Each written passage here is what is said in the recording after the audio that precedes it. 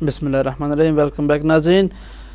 گفتگو جستجو کے دوسرے حصے میں آپ کا خیر مقدم ہے.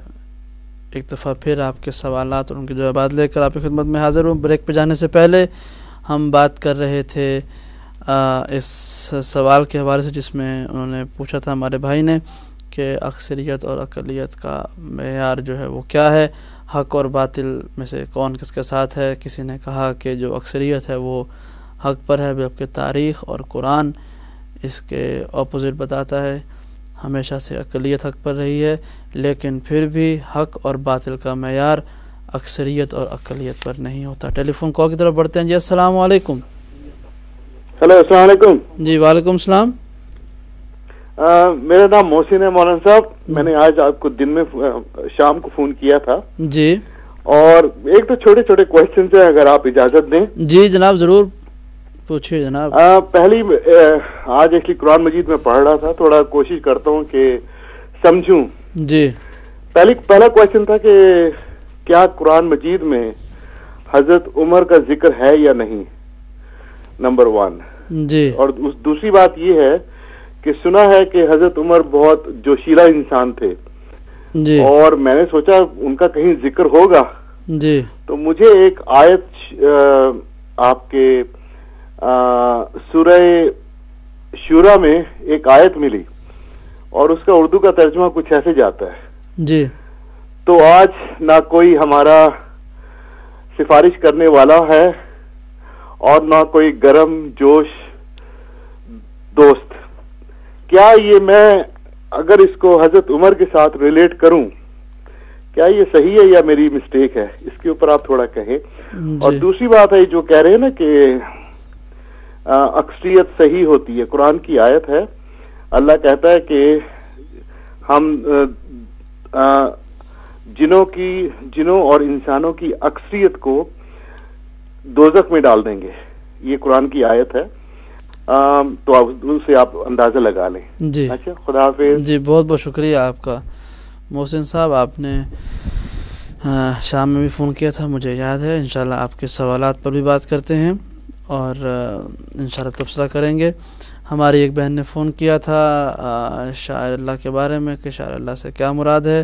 جنت البقیع اور دیگر قبور کی جو ہم قبریں بناتے ہیں, اہل سنت اور اہل تشیع کے درمیان میں قبروں کی تعمیر اور ان کی نشانی رکھنا اور ان پر جا کر فاتحہ خوانی کرنا اور بزرگوں کی زیارت کرنا, یہ ہمارے عقائد میں شامل ہے. البتہ ایک فرقہ ایسا ضرور ہے کہ جو اس کی مخالفت کرتا ہے اور اس کو اسلام کے منافی سمجھتا ہے, جنہوں نے جنت البقیع کو بھی منہدم کیا, جنت المعلیٰ کو بھی کیا. وہ ابوا کے مقام پر رسول خدا کی والدہ ماجدہ کے مزارات کو گرانے کے بھی مجرم ہیں. ان لوگوں کے نزدیک وہ ہر چیز کا ثبوت جو قرآن سے مانگتے ہیں کہ قرآن میں کہاں لکھا ہے کہ قبروں کی تعمیر ہونی چاہیے. یقیناً میں نے شاید پہلے بھی اس طرح کے سوال پہ گفتگو کی تھی کہ اسلام میں ہر وہ چیز جائز ہے کہ جس کو خدا نے منع نہیں فرمایا, اور مجھے پورے قرآن حکیم میں کہیں کوئی ایسی آیت نظر نہ آئی جس میں خدا بند کریم نے قبروں کی تعمیر کو منع کیا ہو, نہ رسول خدا کی سیرت میں نہ ان کے احادیث و فرامین میں.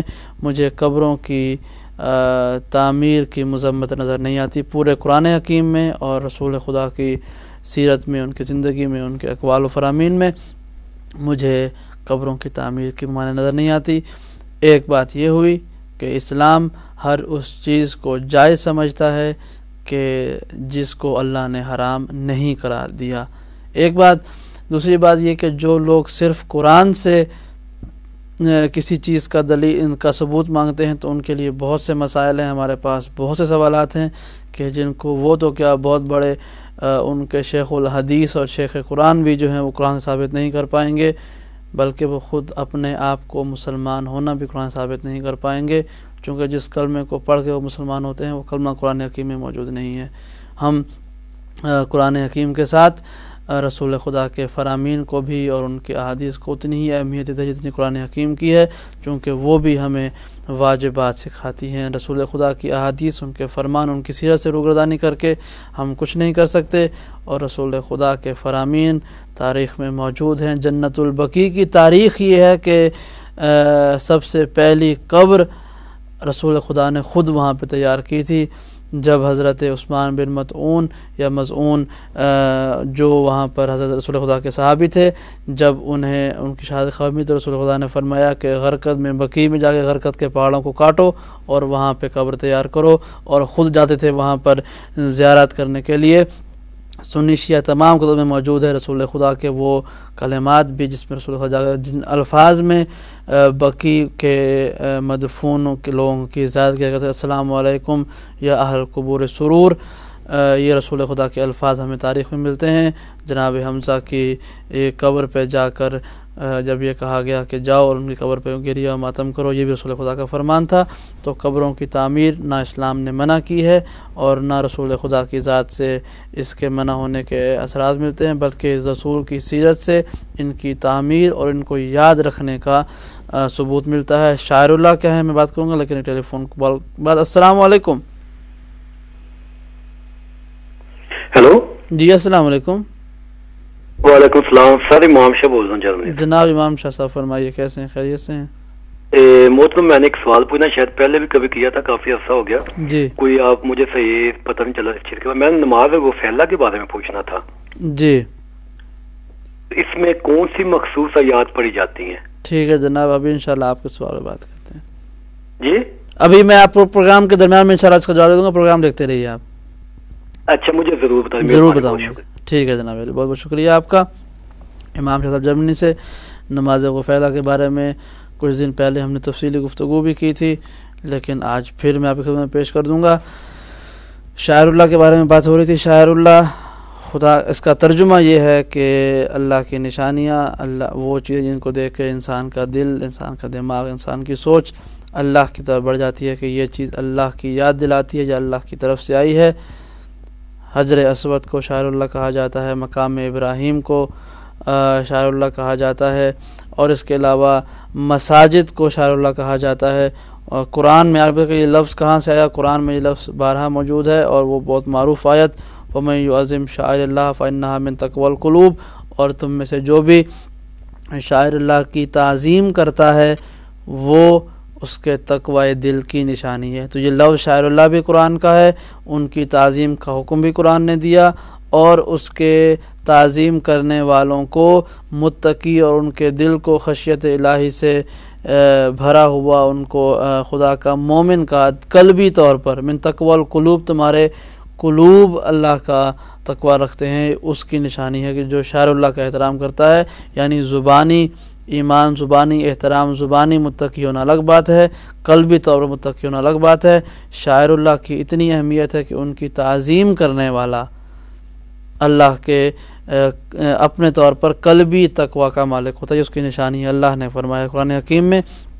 ایک بات، دوسری بات یہ کہ معصومین کا فرمان ہے کہ ہماری نشانیوں کو، ہماری یاد کو، ہمارے ذکر کو تم زندہ رکھو، کہ یہ تمہارے تقوی دل کی نشانی ہے۔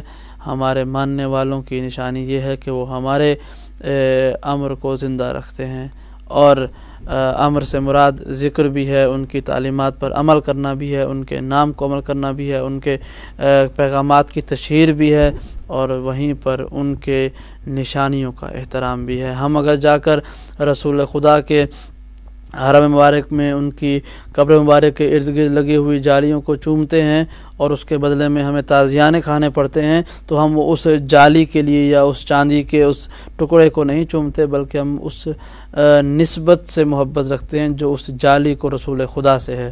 ہماری عقیدت کا، ہماری محبت کا، ہماری چاہت کا معیار جو ہے وہ رسول خدا ہے، وہ چاندی کے ٹکڑے نہیں ہیں۔ ہم اس چاندی سے محبت نہیں کرتے، ہم رسول خدا سے محبت کرتے ہیں، اور جالی کو اس لیے چومتے ہیں کہ وہ قبر نبی کے ارد گرد ہے۔ اگر وہ جالی وہاں پر نہ ہو تو ہم دنیا میں کہیں اور رکھی ہوئی جالی کو جا کے نہیں چومیں گے، ہم جا کے رسول خدا کی قبر مبارک کو بوسہ دیں گے، اس خاک کو اپنے سر کا تاج بنائیں گے کہ جو ہمارے سرکار کی قبر مبارک کی خاک ہے۔